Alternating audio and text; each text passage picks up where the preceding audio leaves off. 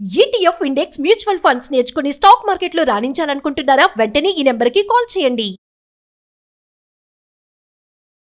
Hi viewers, India's largest digital media network Suman టీవీకి స్వాగతం. ప్రస్తుతం మనతో ఉన్నారు మోటివేషనల్ స్పీకర్ పద్మిని గారు. అమ్మ, ఇప్పుడు బాగా బాగా అందరికీ బాగా ఏంది మొబైల్స్ పిచ్చి. అసలు నిజంగా ఏమనిపిస్తుందంటే మొబైల్కి ఉన్న వాల్యూ మనిషికి లేదు. మనుషులను పట్టించుకోవటంలా మొబైల్స్కి ఎక్కువ ఇంపార్టెన్స్ ఇస్తున్నారు. ఏ రిలేషన్లో అయినా ఎవరైనా. ఫర్ ఎగ్జాంపుల్, నేను మీకు కాల్ చేశా, మీరు నాతో మాట్లాడుతూ ఉంటారు, ఒక పక్క మాట్లాడుతూ ఉంటారు, ఒక పక్క ఇన్స్టా చూస్తూ ఉంటారు, ఒక పక్క యూట్యూబ్ చూస్తూ ఉంటారు, ఒక పక్క ఎఫ్బీ చూస్తూ ఉంటారు, ఒక పక్క చాట్ చేస్తూ, అంటే ఇక నేనేం మాట్లాడుతున్నానో మీరు మిస్ అవ్వరా? ఏదైనా ఇంపార్టెంట్ మెసేజే ఉంటది. అసలు ఊకొడితే అందరికి ఒక ఈజీ పదం ఏం తెలుసా అమ్మ? అవునా, అరే, సరే. ఈ మూడు పెట్టినామంటే అవతల నువ్వు ఏం మాట్లాడినా దానికి కనెక్ట్ అవుతుంది. సో వీళ్ళు నా మాట వింటున్నారని అవతల పర్సన్ అనుకుంటారు. రేపు పొద్దున ఎప్పుడైనా నీకు ఆ రోజు చెప్పినాం కదంటే నువ్వెప్పుడు చెప్పినావు నాకు అంటారు. వినింటే కదా. అవునా, సరే, అరే, ఇవి కామన్ వర్డ్స్ అన్నమాట. దేనికైనా సింక్ అవుతాయి. ఊరికే చూస్తూ ఉండడం, అరే అవునా, అట్లనా, అయిపోయింది. సరే అంటే నేను ఎందుకు అంటున్నానంటే, మనిషికి ఎందుకు ఇంపార్టెన్స్ ఇవ్వరు మీరు? ఆఫ్టర్ ఆల్ నెల అయితే రీఛార్జ్ అయిపోతే రీఛార్జ్ చేసుకోవచ్చు.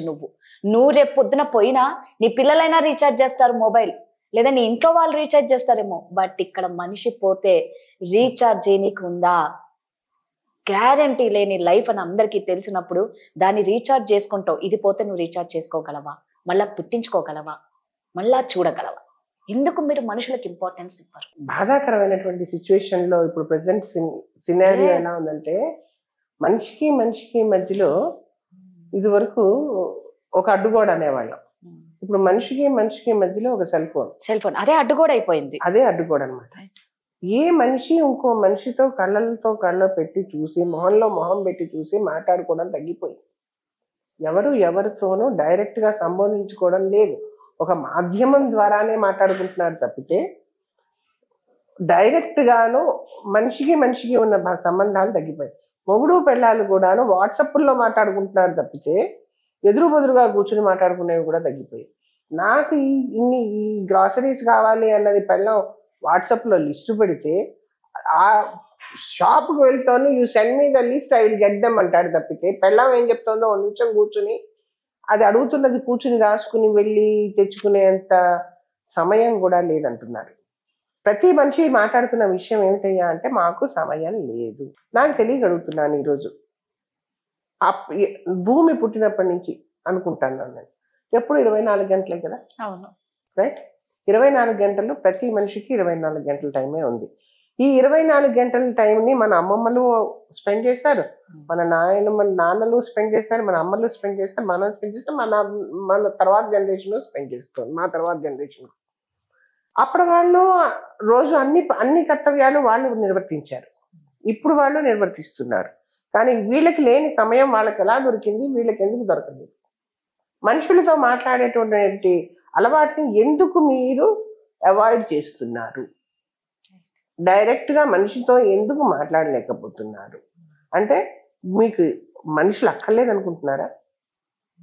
మనిషి అవసరం లేదని బిహేవ్ చేస్తున్నారా? మనిషితో కాకపోతే జంతువుతో మాట్లాడగలరా? ఒక ఫోన్లో మాట్లాడిన మనిషితో నీకు ఇచ్చిన విలువని నీ ఇంట్లో నీ తల్లో, నీ తండ్రో, నీ అన్నో, నీ అప్పో, నీ చెల్లో ఎవరో మాట్లాడుతూ ఉంటే ఎందుకు ఇవ్వట్లేదు? ఈ ఆన్లైన్ వర్క్లు వచ్చిన తర్వాత ఆఖరికి బాసుల్ని కూడా చూడడం మానేస్తున్నారు. అట్లీస్ట్ ఇద్దరు జీతం ఇస్తున్నారని బాస్నైనా చూసేవారు, ఇప్పుడు అది కూడా మానేస్తున్నారు. ఏదో డైరెక్ట్ మీటింగ్ ఉన్నప్పుడు తప్పితేనో, అదర్వైజ్ అది కూడా లేదు.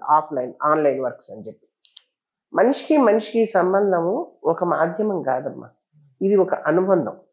ఒక మనిషి రిలేషన్షిప్స్ సరిగ్గా ఉండాలంటే కనుక నేను ఇప్పుడు మాట్లాడుతున్నాను, నిన్ను చూస్తూ మాట్లాడుతున్నప్పుడు నేను తప్పు మాట్లాడుతున్నానా, నేను కరెక్ట్ చెప్తున్నానా, లేదా నువ్వు వాట్ ఆర్ యువర్ ఫీలింగ్స్?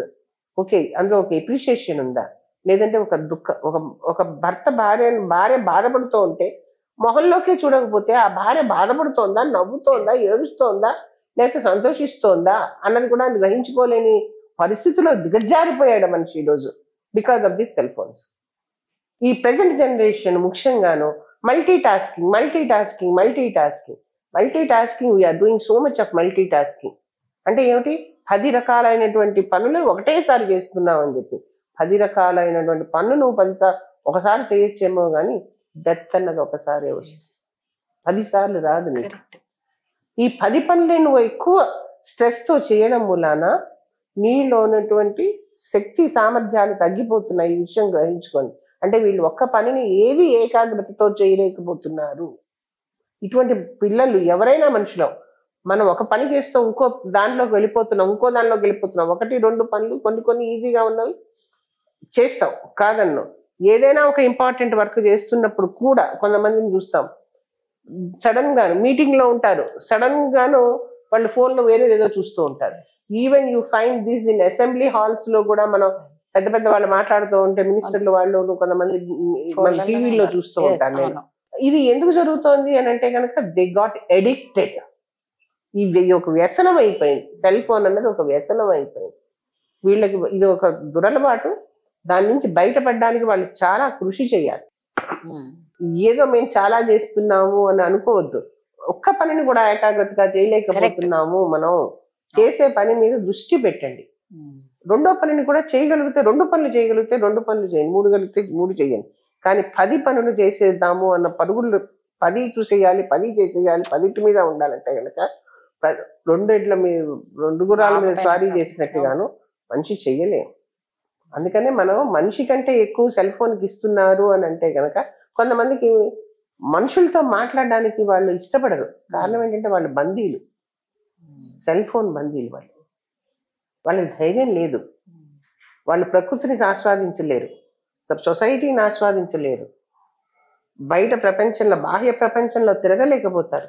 రేపొద్దున ఏదైనా ఒక టాపిక్ మీద మాట్లాడాలని కానీ ఆఫీసులో కూడాను those type of people are very timid, షైగా ఉంటారు వాళ్ళు.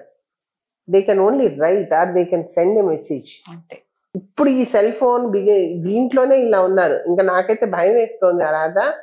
రేపొద్దున ఇప్పుడు ఈ ఏఐ టూల్స్ వచ్చాయి మనకి, ఆర్టిఫిషియల్ ఇంటెలిజెన్స్ వచ్చిన తర్వాత అసలు అంటే టైమ్లీగాను మనం ఒక ప్రోగ్రామ్ చేసేసి send a message to so and so on such and such date such and such, నెలకి సరిపడ ప్రోగ్రామ్ అంతా పెట్టేసి మనిషి రోబోని తయారు చేసింది అది మనకి హెల్ప్ చేయడానికి. కానీ మనమే రోబోలు అయిపోతున్నాం. ఇది కరెక్ట్ కాదు. ఈ విధమైనటువంటి సమాజం రేపొద్దున్న ఎప్పటికైనప్పటికీ మన అవయవాలలో కొన్ని అవయవాలు రుడిమెంటరీ కూడా అయిపోతాయి ఇలా కనుక మనం ఉంటే.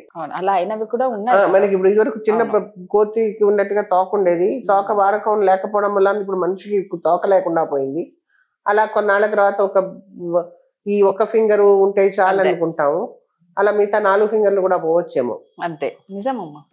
ఇటువంటి పరిస్థితి వచ్చే అవకాశం ఉంది. కొంతమంది పిల్లలు ఫోన్ చూసి చూసి చూసి పిచ్చి వాళ్ళే చచ్చిపోయిన పిల్లలు ఉన్నారు. నిజంగా ఎన్ని వీడియోస్. వాళ్ళకి సెల్ టైం ని తగ్గించాలి మనం అందరం. రాత్రి పడుకోబోయే ముందు సెల్ కంపల్సరీ ఆపేయాల్సిందే.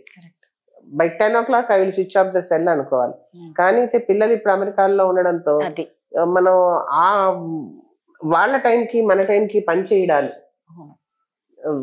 అంటే గ్లోబల్ టైమింగ్స్ లో వర్క్ చేస్తూ 24 గంటలు అన్నది మనం 36 గంటలు పని చేస్తున్నాం. అందుకని ఈ పిల్లలందరూ పాపం మాకు సమయం లేదు, అమ్మ ఫోన్ చేయలేదేమ్మా అంటే అమ్మ టైం లేదమ్మా బిజీగా ఉన్నాం అంటారు పిల్లలు. చాలా మంది ఇళ్లలో వింటూ ఉంటాం.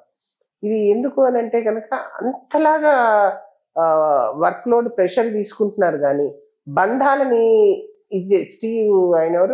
స్టీవాగా ఆయన చనిపోతాను, నా బాడీ ముందు వెళ్తోంది, నా పెయిన్ ఎవడైనా రెంట్ చేసుకుంటే బాగుండు అని అనుకున్నాడు. Somebody take the pain of me.